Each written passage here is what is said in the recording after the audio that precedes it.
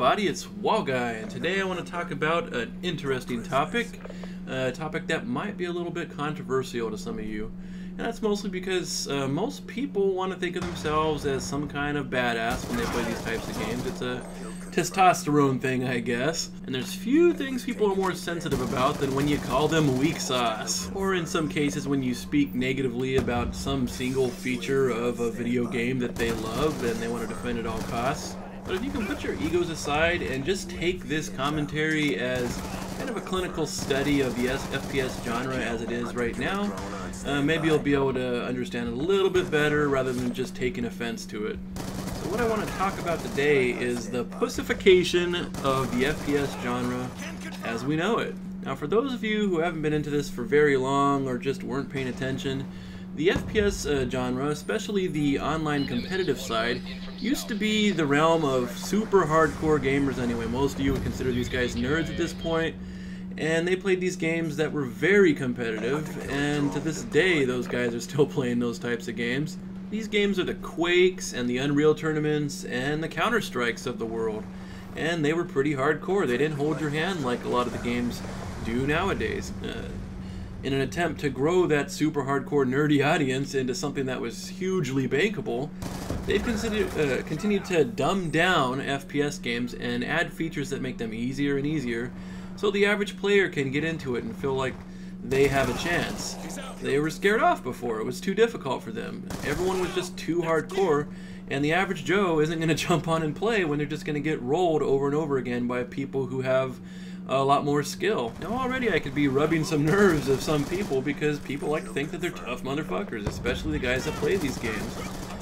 You have the Call of Duty crowd, and you have the Medal of Honor crowd, and you have the Battlefield crowd, and all of them think that they're playing the hardest core game and that they're tough, and you gotta be the best of the best to succeed in those games.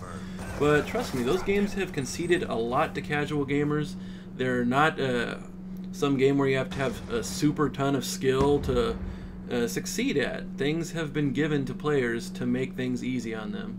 Now, I'm not saying that players of these modern games aren't skilled or can't be skilled or are even less skilled.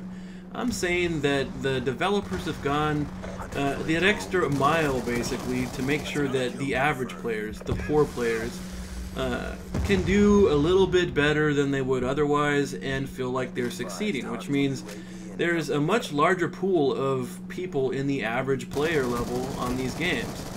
The elite players are still going to be elite players. They would have been either way because that's just how it is.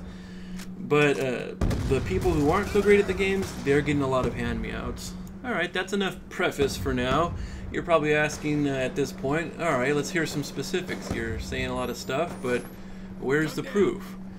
Well, let's talk a little bit about the things that the developers started implementing to make things easier for bad players. First one, let's talk about the mini-map. Now this didn't exist back in the day. This is a tool that's been added because bad players basically are always whining about, oh, I didn't know people were coming from there, and like they shot me from nowhere, and he must have been cheating, and that's bullshit, and they put the game down and they stop playing it. Give them a mini-map and little arrows to tell them where certain enemies are located, and so they could know about a general idea where some enemies are, you know, 5-10 seconds before they even come across them, and voila, you've satiated a lot of bad players' appetites for a little bit of an edge, and they feel like they have a little bit better understanding and comfort level with the game, and they're willing to stick around a little bit more. And guess what? You grow your possible user base for these games and you start to create mega hits like Modern Warfare and so on and so forth. The genre becomes popular. Well, what about the kill cam? That's another one. Bad players are like, oh, there's no way anyone could have possibly shot me. He's cheating. He must have been like aimbotting through walls or some crap. No, you just didn't know where the guy was. You're not as aware as the guy that killed you. Deal with it. But they put in these kill cams so people can know exactly where they were being shot. Some would argue that that helps combat camping or whatever, but it really doesn't. I mean, kill cams only slow the game down and help bad players into a false sense of security that they're going to know where people are shooting them from. Back before the FPS genre became soft like it is today, you'd have to have awareness on your own without the help of a minimap or a kill cam to let you know where the enemies were that were shooting you. Basically, you had to be on top of your own game, and if you couldn't hack it that way, then you just got beat out by somebody who could. And then you have kill streaks. Now, kill streaks came along, and they were very popular amongst people. I don't know if I have to tell you this, but usually bad players are extremely timid. They'll just slowly move about, extra cautious, worried about what they might come across because they're afraid they're going to die in a video game.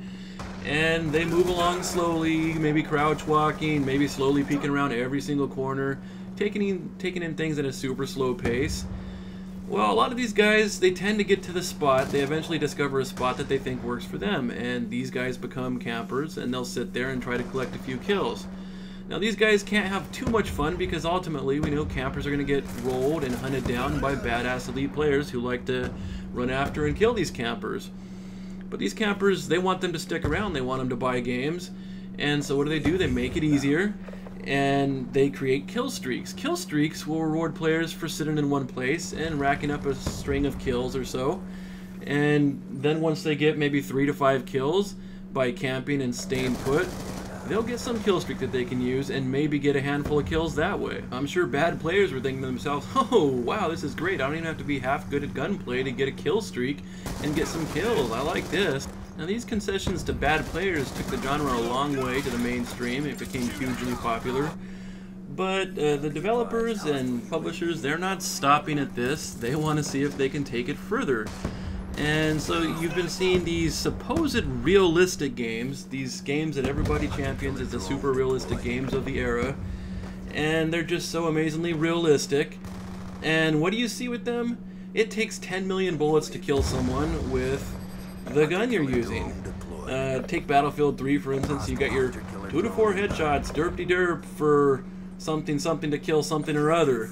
You've got 8 to 10 shots to the other parts of the body in that game. And it's not the only game, but it's a great example.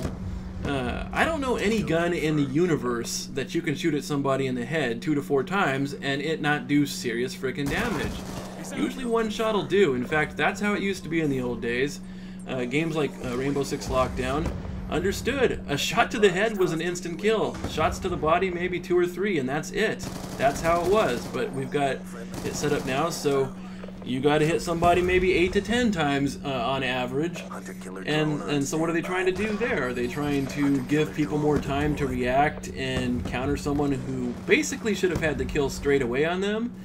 I mean, deal with it, guys. You're gonna fucking die in a video game.